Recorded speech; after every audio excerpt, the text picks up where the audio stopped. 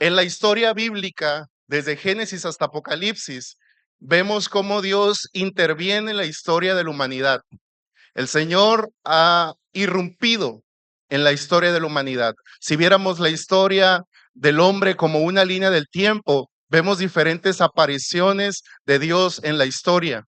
No nomás lo que leemos en la Escritura. Estoy seguro que aún lo que dice la Biblia no nos habla de todas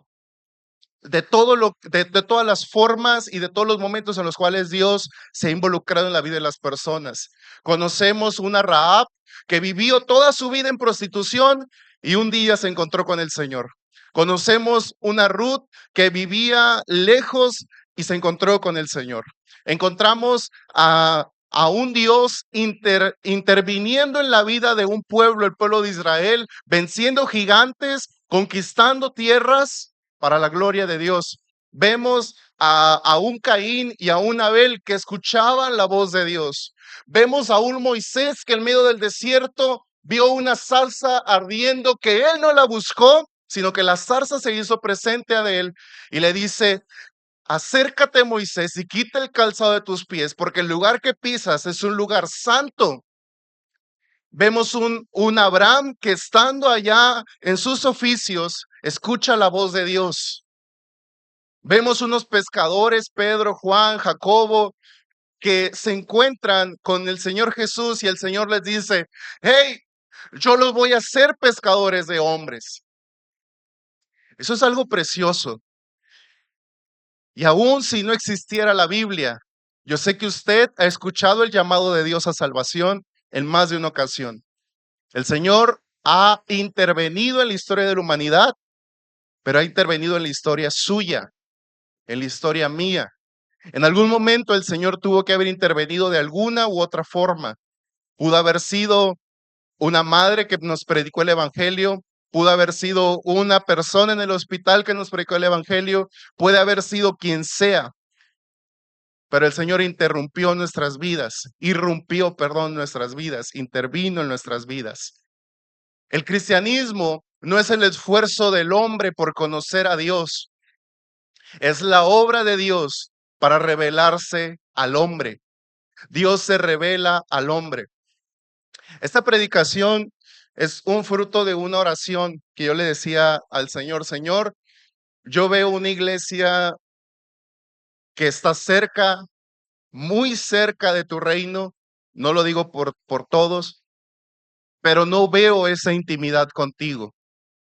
Veo que sí hay una simpatía con tu evangelio, una simpatía con tu verdad bíblica, y en el mejor de los casos algunos consideran la escritura como principios para llevar una buena vida. Pero Señor, no veo una iglesia transformada por ti, no veo una iglesia dispuesta a servir, no veo una iglesia entregada por completo. Y el Señor me decía: tú eres testigo de lo que yo hago cuando alguien se compromete conmigo. Tú eres testigo de lo que ocurre cuando tú le abriste, Bernabé, la puerta de tu corazón y dejaste que el Señor te transformara. Tú eres testigo de lo que ocurre cuando yo intervengo en la intimidad de las personas. Así que este domingo hablaremos acerca de eso. Dios dándose a conocer, pero también Dios conociéndonos. El Señor ya conoció tu vulnerabilidad. El Señor ya conoció tus sentimientos más profundos, tus emociones. Ya le expusiste tus motivaciones más ocultas, aquellas que nadie ve. Ya le abriste por completo tu corazón. Me gustaría hacer una aclaración. Lo que decíamos de Juan 17:3. Esta es la vida eterna, que te conozcan a ti, el único Dios verdadero, y a Jesucristo a quien tú has enviado. Es una oración que Jesús hace en los últimos tiempos de su ministerio aquí en la tierra, diciendo: Señor, te agradezco porque tú me has mandado para que la gente te conozca, para darte a conocer a las personas. Quiero que entendamos que el evangelio no nomás es que se nos abrieron las puertas del cielo, sino también es que se nos abrió un camino directo hacia el Padre. Y eso es algo muy eh, Eso es una línea que muchas veces no valoramos. No solamente Cristo murió por nuestros pecados, Cristo murió también para reconciliarnos con Dios y permitirnos tener una relación con Él. ¿Le parece familiar esta frase? Mira, con llegar al cielo me doy por bien servido. De la manera que sea, pero al menos quiero llegar al cielo. El Evangelio no tiene como prioridad el que simplemente lleguemos al cielo. Yo sé que es lo que por años se nos vendió, pero ese no es el Evangelio. El Evangelio es que te conozcan a ti, el único Dios verdadero, y a Jesucristo a quien tú has enviado. ¿De qué serviría un cielo en el que no tenemos la presencia de Dios en nuestras vidas? ¿De qué serviría una vida terrenal en la que todo está resuelto, menos una relación directa e íntima con el Señor? Esta predicación se divide en dos, pero el título general es Dios de íntimos, Dios de íntimos. Y concretamente, este día, la predicación de este día se llama El rostro de Jesús. El propósito de la salvación del nuevo nacimiento es formar un pueblo que vive para dar reconocimiento y agradecimiento a Dios. En otras palabras, Jesús nos salvó para ser sus íntimos, no sus simpatizantes, no sus cercanos, no sus lejanos, menos sus lejanos. Dios nos salvó para ser sus íntimos. Es equivocada cualquier idea del Evangelio que no tenga como propósito la unión estrecha entre el corazón del hombre y el corazón de Dios. Hay pensamientos que dicen que el cristianismo es un camino más para llegar al cielo. Hay pensamientos que dicen que Jesucristo es simplemente el fundador de una religión más, pero Jesucristo es Dios con nosotros. Esa es la gran diferencia. Jesucristo nos viene y nos establece una relación rota que había. Quiero platicarte una cuestión. Jesucristo rompió toda separación entre Dios y el hombre. Cuando Jesús estaba en la cruz del Calvario, si no mal recuerdo, la última palabra, mejor el último suceso que ocurre en la vida de Jesús, en Mateo capítulo 27, 50 y 51, no lo busquen, estaba Jesús crucificado, dio su último aliento. ¿Y qué es inmediatamente lo que ocurre? El velo del templo se rasga en dos. Eso es algo enorme. Yo sé que podríamos imaginarnos una cortina larga que se rompe a la mitad, pero eso tuvo un efecto en todo el universo, en toda la creación. El que el velo se haya roto fue un hecho sin precedentes. No es una tela que se rompe, el velo que se rompió es la separación entre Dios y los hombres. En el antiguo pacto, para que la gente se pudiera comunicar con el Señor, tenían que ir a un lugar físico, a un tabernáculo, un lugar que estaba dividido en varias secciones. Había un lugar para la gente común, había un lugar para los sacerdotes y había un lugar que una vez al año solamente se abría, el lugar santísimo. La pasada del lugar santísimo donde estaba la presencia, la representación de la presencia física del Señor, el arca del pacto y, y el área donde estaban los demás instrumentos de culto, era ese velo. Ese velo limitaba el culto a Jehová. La presencia de Dios no estaba al alcance de todos. La presencia de Dios solamente una vez al año, el hombre más consagrado de la tierra, el sumo sacerdote, le era permitido entrar. Y aún si ese sumo sacerdote se encontraba en pecado, moría. Hebreos capítulo 10, del 19 al 22, nos dice el efecto de la muerte de Cristo y ese velo que se rompe. Así que, hermanos, teniendo libertad para entrar en el lugar santísimo, el lugar de la presencia de Dios, ¿por qué cosa? Por la sangre de Jesucristo, por el camino nuevo y vivo que Él nos abrió a través del velo, esto es, de su carne. Y teniendo un gran sacerdote sobre la casa de Dios, acerquémonos con corazón sincero, con plena certidumbre de fe, purificados los corazones de mala conciencia, lavados los cuerpos con agua pura. No puede haber relación con alguien a quien hemos ofendido. La separación que había entre Dios y la humanidad se causó por una cosa, por el pecado. Eh, Pablo lo dice de la siguiente manera en Romanos 6:23. Por cuanto todos pecaron, están destituidos de la gloria de Dios. Y para nosotros el pecado resulta algo sin valor muchas veces, pero se los planteo de la siguiente manera. Existe una ley universal de justicia. Existe una ley universal de justicia que no es votable, que no está a democracia, que no está a decisión de cada uno de nosotros. Existen leyes universales por la justicia de Dios, por la santidad de Dios. Y nosotros en nuestra rebeldía las rompimos, no todas tal vez, pero sí algunas de esas leyes. Cada vez que mentimos, cada vez que pecamos, cada vez que miramos con ojos de orgullo, cada vez que nos irritamos más allá de lo debido, pecamos.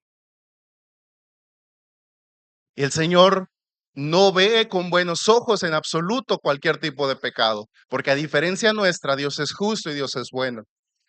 Y tanto es el efecto del pecado y tanto nos separa de la voluntad de Dios que para algunos el decir pecado y el decir separación a causa del pecado no tiene valor. Porque cuando hemos estado tan inmersos en el pecado y se nos habla de una justicia absoluta, la creemos causa de risa o la creemos absurda. Cuando hemos estado tanto en la oscuridad y se nos presenta un rayo de luz, ese rayo de luz parece no tener significancia. Es como una pintura, como una pared blanca. Si en esa pared hubiera un punto negro, todos lo veríamos, nos causaría tensión visual, pero si la pared fuera negra y yo pongo un punto negro, nadie lo vería y dirían, no tiene significado. El hecho de que el pecado no nos duela, el hecho que el pecado no nos cause dolor, es simplemente que nuestra pared sigue negra. Y aún no hemos conocido aquel que causa contraste, aquel que es diferente a nosotros, aquel que no piensa como yo, que no siente como yo, que sí es justo, que sí es santo, que sí es perfecto. Pero cuando tengo un encuentro con el Señor y me doy cuenta, tú sí eres justo, tú sí eres santo, tú sí eres perfecto y yo no lo soy. Ahí es cuando me duele el pecado. Ahí es cuando me duele la separación y claramente entiendo y digo, Señor, con justa razón había un velo porque tú eres santo y yo no lo soy. Tú eres perfecto y yo no lo soy. Con razón había un velo. Pero gracias, Jesús, por haber roto ese velo. Gracias, Señor, por haber dividido, por haber quitado esa división entre Dios y los hombres. Tenemos un camino abierto por la sangre de Jesucristo.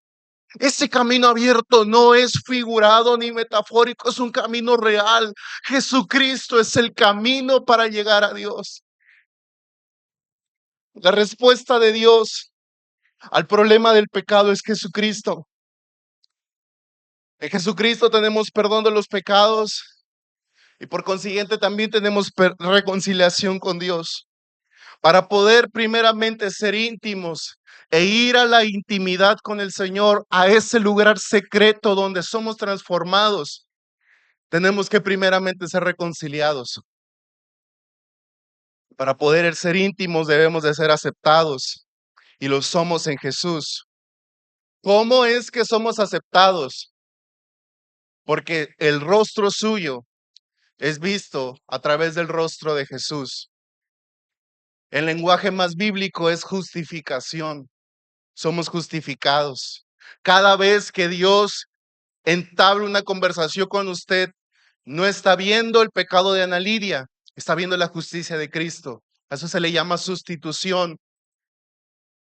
Cada vez que nosotros entablamos un diálogo con el Señor, El Señor ve el rostro de Jesús en el rostro de Daniela, en el rostro de Blanca, en el rostro de mi hermana Oralia. Jesucristo, Dios Padre ve el rostro de Jesús en el rostro de cada uno de nosotros.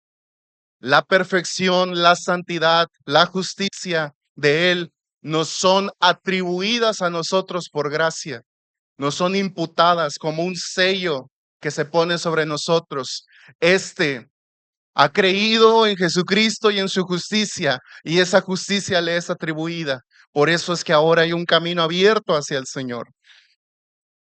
Romanos 5 del 8 al 10 dice: mas Dios muestra su amor para con nosotros en que aún siendo pecadores, Cristo murió por nosotros.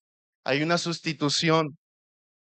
Pues mucho más estando ya justificados en su sangre, por Él seremos salvos de la ira. ¿Por qué es que nosotros somos justificados y tenemos una relación con el Señor? Por la sangre de Jesús. Versículo 10. Porque si siendo enemigos fuimos reconciliados con Dios por medio de la muerte de su Hijo, mucho más estando ya reconciliados, seremos salvos por su vida. Hemos sido reconciliados con Dios por medio de su Hijo. Cuando no buscábamos a ese rey se acerca a nosotros, toma la leña y nosotros no se lo pedimos. Nosotros no le dijimos: rey, ayúdame. Al contrario, le pudimos haber dicho: Señor, yo no soy nadie para que tú me ayudes, para que tú me levantes. Y peor aún, nosotros no le invitamos a la casa. O dígame, ¿quién tomó la iniciativa en su relación con el Señor? ¿Usted o Dios? ¿Quién fue el que tomó la iniciativa? Jesucristo le dijo: ustedes no me eligieron a mí, yo los elegí a ustedes. Nosotros no invitamos al Señor a la casa. Jesucristo nos pidió entrar en ella. Pero ¿cómo si es el Rey del universo? Pero es el Rey humilde también. Hay un pasaje de la Escritura, primera de Pedro 3:8, que me ha dado la vuelta, me ha estado en la cabeza dando vueltas por meses. El justo por los injustos. Dice: porque también Cristo padeció una sola vez por los pecados, el justo por los injustos, para llevarnos a Dios. Qué increíble, porque no dice para abrirnos las puertas del cielo solamente, para salvarnos del infierno. El justo por los injustos, ¿para qué? Para llevarnos a Dios. El propósito del evangelio, sí, es salvar el alma. Pero más allá de eso, es tener una relación íntima con el Señor. Es una relación cercana con el Señor. Jesucristo, lo podemos decir, murió y resucitó para darnos una relación abierta, segura, fuerte e incondicional con Dios. El justo por los injustos, el justo por los injustos, el perfecto intercambio, la perfecta sustitución, el justo por los injustos. Aquí Pedro no deja lugar a interpretaciones, aquí Pedro no deja lugar a ambigüedad, aquí Pedro es directo. El justo por los injustos. Aquí no está diciendo el justo por el que se equivocó, el justo por el que la regó, el justo por el que inconscientemente hizo el mal, el justo por los injustos, el justo por los injustos. Pedro no deja lugar a dudas. Jesús no era un hombre como nosotros. Él sí era justo. Y la palabra justicia, rectitud, santidad y perfección parecen tan lejanas, pero la conocimos en una persona, Jesucristo. De modo que cuando el Señor se relaciona con nosotros y da ese primer paso, primero tiene que ocurrir ese intercambio, y ese intercambio ya ocurrió: el justo por los injustos. Cuando Dios habla con Marina es como si hablara con su Hijo Jesús, porque la justicia de Cristo es puesta sobre la cara de Marina, el rostro de Jesús es puesto sobre el rostro de Marina, sobre el rostro de Carmen, sobre el rostro de Nicole, sobre el rostro de cada uno de nosotros. El justo por los injustos, el perfecto intercambio.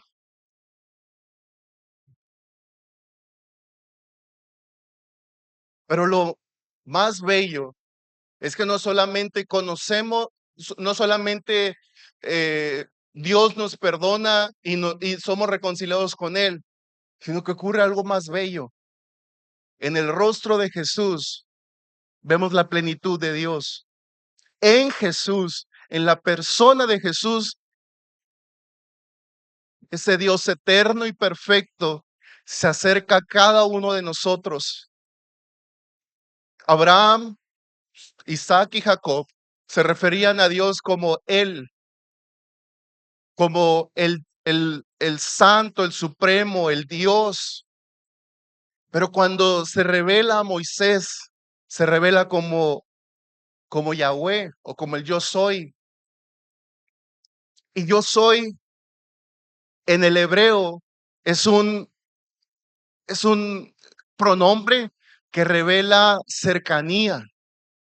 Pero más adelante Jesús presenta a Dios Padre como el Abba Padre. Mientras que Abraham lo veía como el Dios de los cielos, mientras que Moisés lo veía como el Dios que está con nosotros, Jesús lo presenta como el Padre cercano, como el Padre de todos nosotros. Esto mismo lo abraza Pablo cuando dice, y el mismo Espíritu es el que nos llama a decir, Abba Padre. Dígame usted, ¿qué derecho tenemos nosotros de tener una relación directa con Dios? Afortunados somos porque nacimos en el nuevo pacto en el que por la sangre de Jesús tenemos esta cercanía. Pero ¿cuánto les ha de haber costado pensar en todo esto aquellos que vivieron antes del sacrificio de Jesús? Porque como lo dice Hebreos, ellos lo vieron de lejos, pero no lo alcanzaron. Nosotros lo hemos alcanzado porque Jesucristo ya murió por nosotros y resucitó. Nosotros no vemos al Dios como Él, como el Adonai, no lo vemos ni siquiera como Yahweh, lo vemos como nuestro Abba Padre. Eso es algo increíble. Cuando vemos el rostro de Jesús, vemos el rostro de Dios. Me gusta mucho 2 Corintios 4:6, en la nueva versión, en la nueva traducción viviente, lo dice de la siguiente manera, aunque en la Reina Valera también es muy precisa la traducción. Aquí Pablo utiliza la comparación entre el tiempo de la creación y el tiempo moderno. Dice, pues Dios, quien dijo en el momento de la creación, cuando todavía la tierra estaba desordenada y vacía, haya luz en medio de la oscuridad, hizo que esta luz en este tiempo, hizo que esa luz que en el inicio brilló en medio de la oscuridad, hoy brille en nuestros corazones para que seamos capaces de comprender, de conocer la gloria de Dios en el rostro de Jesucristo. No sé si usted alcanza a dimensionar eso. En el principio la tierra estaba desordenada y vacía, y el Señor con su palabra dijo, hágase la luz. Y la luz fue. Y aquello que estaba desordenado y vacío ya no lo estuvo más, sino que guardó el perfecto orden de Dios, sino que el mundo fue embellecido por el Señor. Y ahora Pablo está usando eso de referencia para decir, eso mismo que ocurrió en la creación, es lo que ocurre en la vida de Alfonso, es lo que ocurre en la vida de Oscar, es lo que ocurre en la vida de Mónica, es lo que ocurre en la vida de Bernabé, que nuestro interior estaba desordenado y vacío. Y el Señor dijo, hágase la luz en nuestros corazones.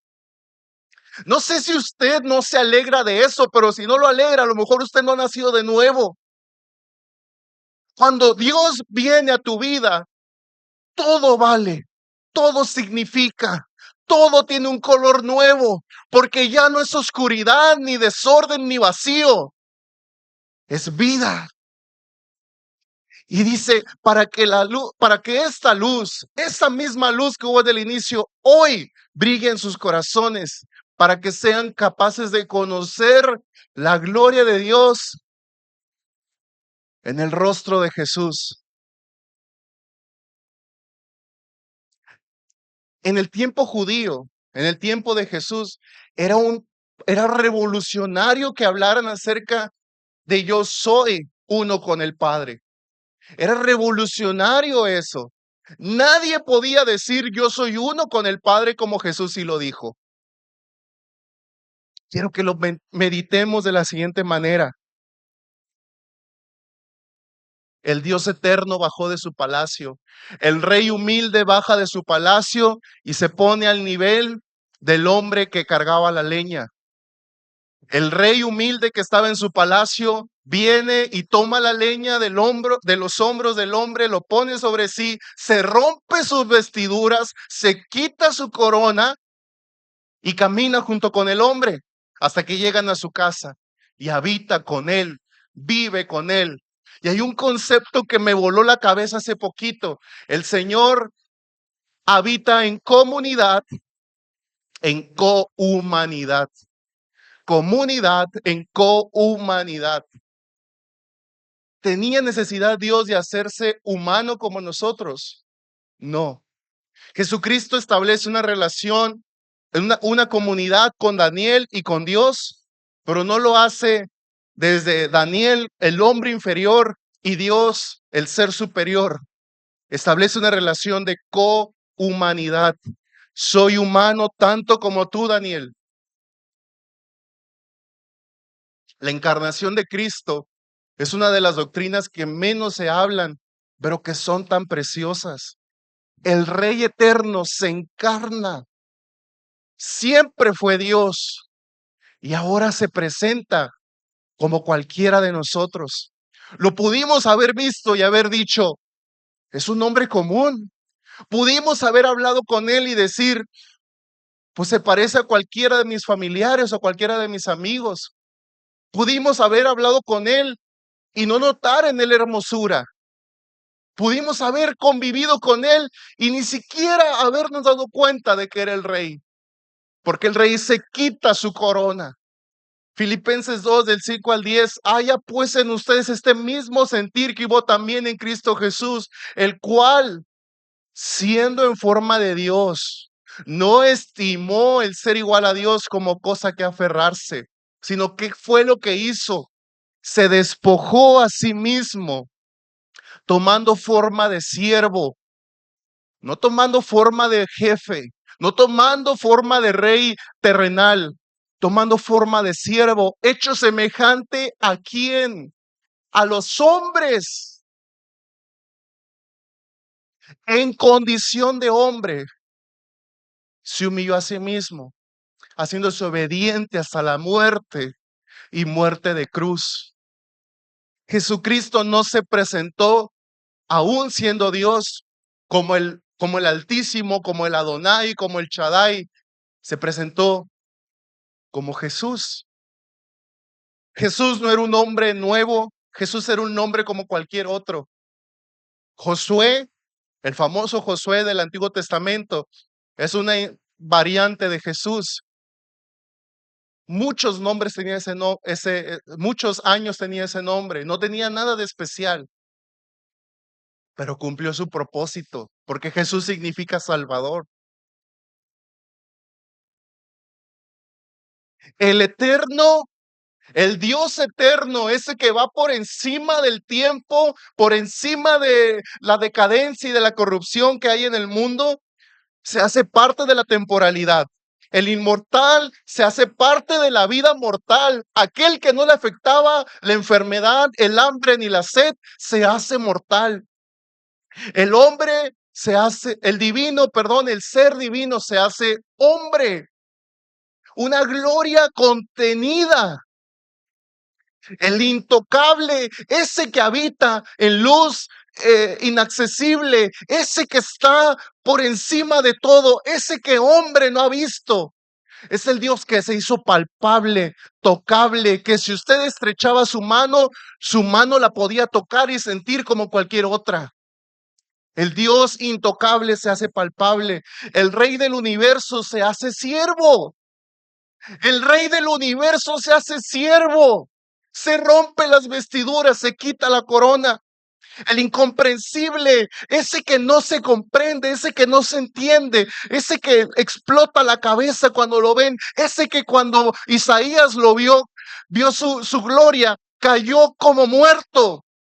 Se hace comprensible, habló el mismo lenguaje, habló las mismas palabras, habló y tuvo las mismas relaciones que usted y yo podemos llegar a tener.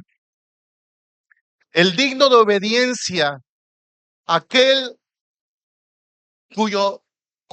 al cuyo nombre se dobla toda rodilla y toda boca confiesa que es el Señor, ese se hizo primeramente obediente.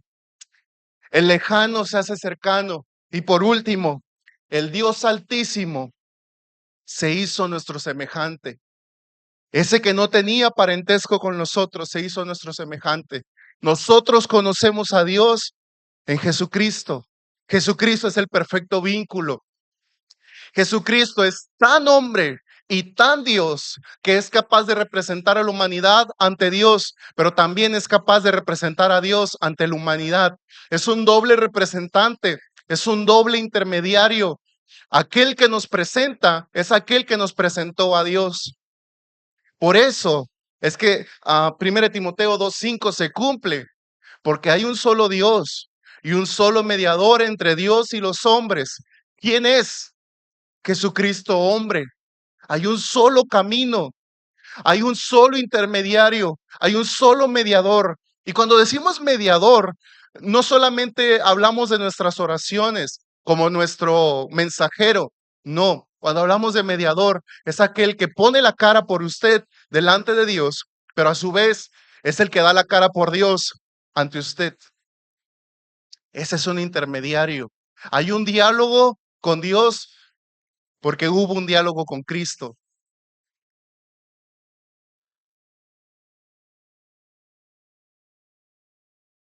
Señor, gracias, porque todo es completo en ti, Señor. Gracias, Señor, porque en ti vemos la gloria de Dios. En ti nuestras vidas son transformadas. En ti en ti conocemos a Dios. Prosiguiendo, los apóstoles, los 12 apóstoles, estando un día con Jesús, le dijo uno de ellos, Señor, muéstranos al Padre. ¿Y qué es lo que le responde? En Juan 14:7. Si me conocieran a mí, conocerían al Padre. Y de ahora en adelante yo les digo que ustedes ya lo conocen porque lo han visto, porque lo han visto. Pero Andrés, Pedro, Jacobo, Juan, Santiago, ¿a quién veían? Físicamente, ¿a quién veían? A Jesús. Si me conocieran a mí, conocerían al Padre. Esa es la respuesta a la oración que les decía hace unos momentos. ¿Por qué la iglesia se pierde tanto en asuntos secundarios? Porque no me conocen. Si me conocieran, habrían ya sido revolucionada su mente, habría sido transformado su corazón. En el rostro de Jesús vemos el rostro de Dios. Cuando reconocemos a Jesús como el Señor y Salvador de nuestras vidas, comenzamos a conocer a Dios, su grandeza, su hermosura y su infinito amor. En Jesús tenemos apertura para conocerlo libremente. Se nos abren las puertas del paraíso espiritual, alcanzamos la plenitud del espíritu humano, nuestro espíritu se conecta con el Espíritu Santo, somos hechos uno con Él, somos conocidos, pero también conocemos al Señor en el rostro de Jesús. Jesús es el cumplimiento perfecto de Isaías 7:14. Dice: "He aquí la Virgen concebirá y dará a luz un hijo y llamará su nombre Emmanuel". Y Emmanuel en el hebreo, traducido al español, significa Dios con nosotros. En Jesucristo se cumple perfectamente esa profecía. Jesús es Dios con nosotros. Ya no el Dios lejano, sino el Dios cercano. Ya no el rey que está en su palacio, sino el rey que cargó la leña que a ti te correspondía y a mí también. Ya no el rey que está sentado en su trono, sino el rey que se sienta en la silla de nuestra casa humilde. En Jesucristo se cumple la reconciliación y de este modo somos llevados a una intimidad con Dios. Pero ahora les hago una pregunta un poco más concreta. ¿En dónde estamos? En la historia que veíamos, el rey le pregunta: ¿puedo pasar?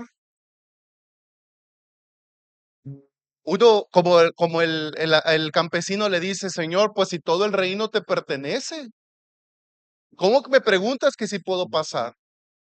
El rey quería el consentimiento y quería la voluntad del campesino. ¿Me puedo sentar contigo? ¿Puedo pasarla esta tarde contigo comiendo? ¿Me dejas estar contigo? El rey caminó en punta de mediodía para acercarse al campesino, cargó la leña y llegó hasta la casa de él. ¿Nosotros ya hemos abierto esa puerta o todavía no? Uno de los peligros más grandes del cristianismo moderno es la famosa cultura cristiana. Cultura cristiana. Voy a la iglesia y por eso soy cristiano. Me sé algunos versículos y por eso soy cristiano.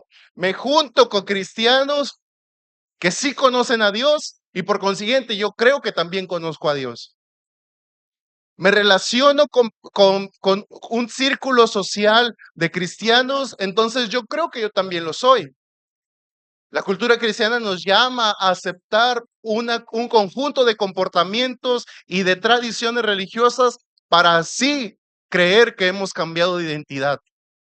La cuestión es que Dios no es Dios de cercanos, ni de lejanos, ni de simpatizantes. Dios es Dios de íntimos. Mateo 7:23, Jesús es muy claro con con las personas que se acercan a él.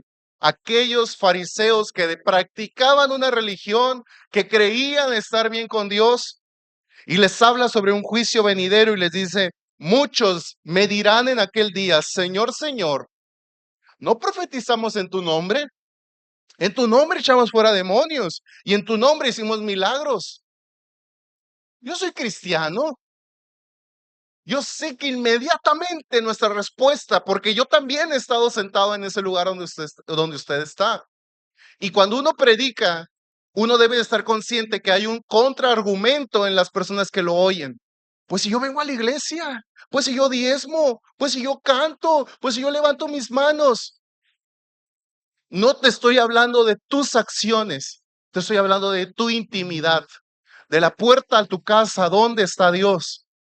De la puerta de tu casa a la puerta de tu habitación, ¿dónde está Dios?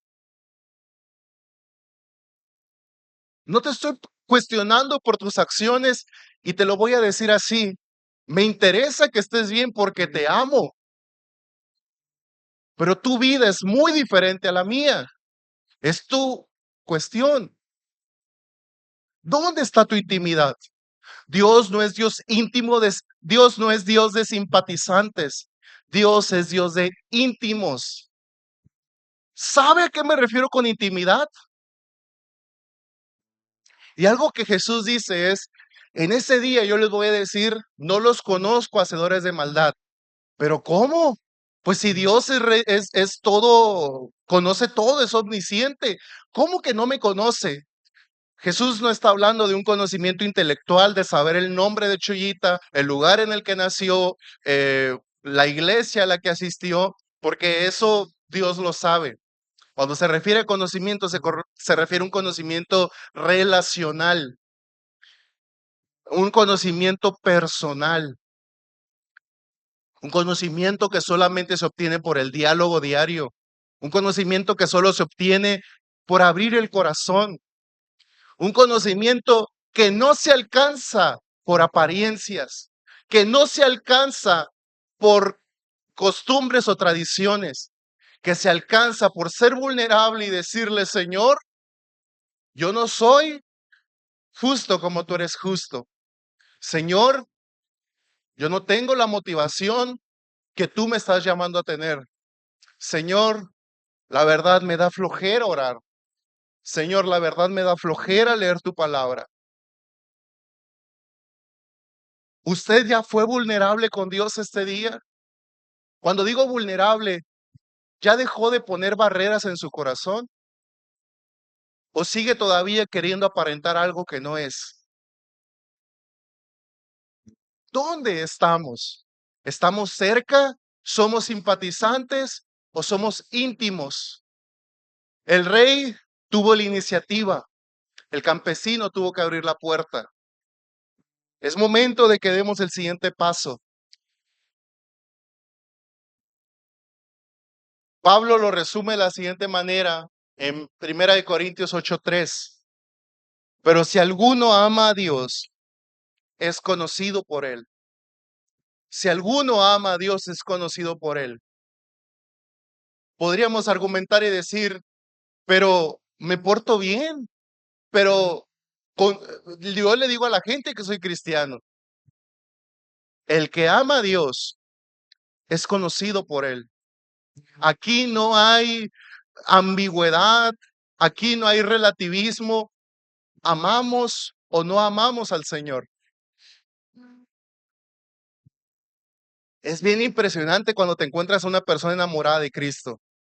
Es bien esperanzador, inspirador, apasionante cuando te encuentras con una persona que ama con todo su corazón a Cristo. Porque a esa persona no lo ocupas acarrear para que lea la Biblia, ni para que ore, ni para que sirva. Es incontenible una persona así. ¿Por qué? Porque cuando amas, haces. Pero la cultura cristiana nos ha enseñado lo contrario. Haz para ser. Vístete como hombre para que seas hombre. Vístete como mujer para que seas mujer. Pero no es así. El exterior demuestra la condición interior. La identidad revela comportamiento. Esa es la verdad. Y por favor, no seamos de esos que dicen, esta palabra es para tal. Esta palabra es para tal. Quíteselo de la cabeza, por favor. No vamos a progresar con ese pensamiento. Esta predicación es para mí.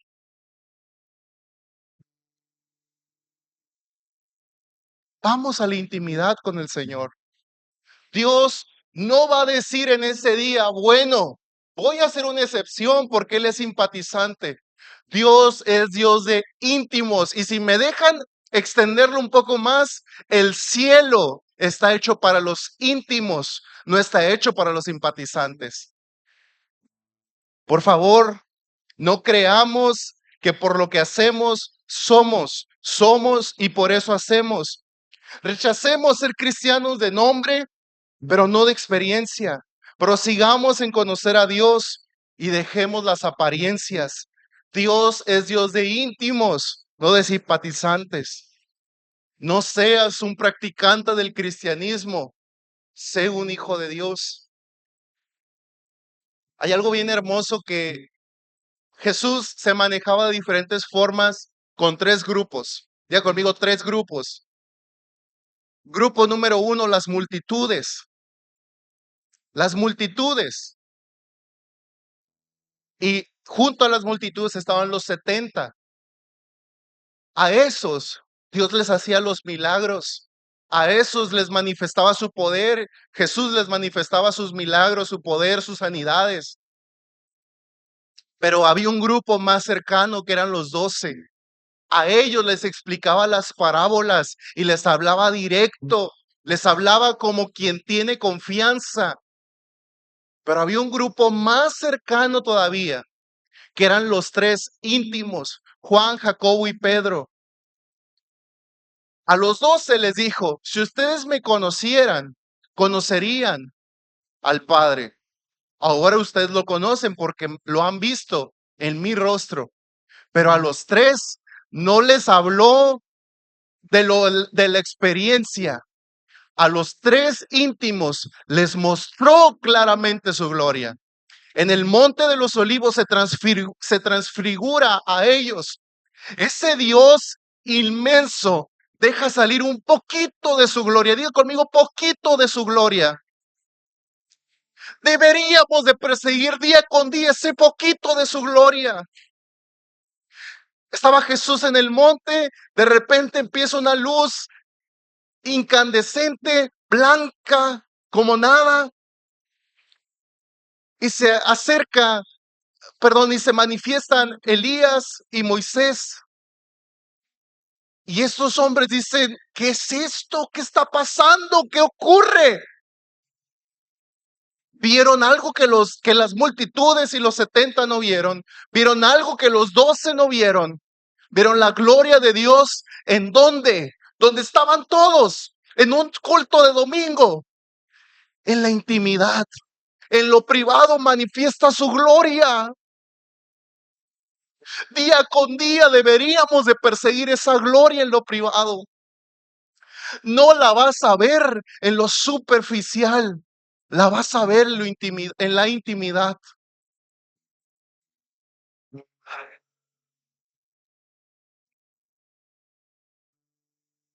El que ha conocido un poquito de la gloria de Dios tiene una visión clara de por qué quiere llegar al cielo. Aquel que dice, bueno, con llegar al cielo me es suficiente, no ha conocido a Dios. Porque si le conociera verdaderamente diría, quiero llegar al cielo, no para descansar, no para librarme del llanto, de la tristeza y de todo dolor. Quiero llegar al cielo para conocer al Señor como Él me conoció a mí. Quiero conocerle cara a cara. El que ha nacido de nuevo, si acaso Dios le ofreciera dos caminos, te ofrezco hoy irte al cielo. Te ofrezco este preciso momento estar en el cielo. Se acaba tristeza, se acaba dolor, se acaba toda lágrima, pero yo no voy a estar en ese cielo. Se acaba todo problema, pero yo no voy a estar ahí. O te doy otros 30 años más de vida y se acaba tu historia, pero yo voy a estar contigo, aunque sea esos 30 años de vida. Hay cristianos que desean llegar al cielo, pero no desean conocer al Dios del cielo. Hay cristianos que anhelan que sus lágrimas sean enjugadas, pero no desean que la mano del Altísimo pase por sus mejillas. Hay cristianos que desean ser librados de todo tormento, pero no desean conocer a aquel que los libra de todo tormento. Hay cristianos que aquí en la tierra no adoran, no buscan, no dialogan con Dios. Y parece absurdo que quieran pasar una eternidad con aquel que en tierra no conocieron. Señor, si la eternidad me quita tu presencia, no quiero eternidad contigo. Porque una eternidad sin la presencia de Dios es peor que cualquier infierno. Por eso que David decía en su Salmo capítulo 73, versículo 25 y 26. ¿A quién tengo yo en el cielo sino a ti? Y fuera de ti, nada deseo en la tierra. Mi carne y mi corazón desfallecen, mas la roca de mi corazón y mi porción es Dios para siempre.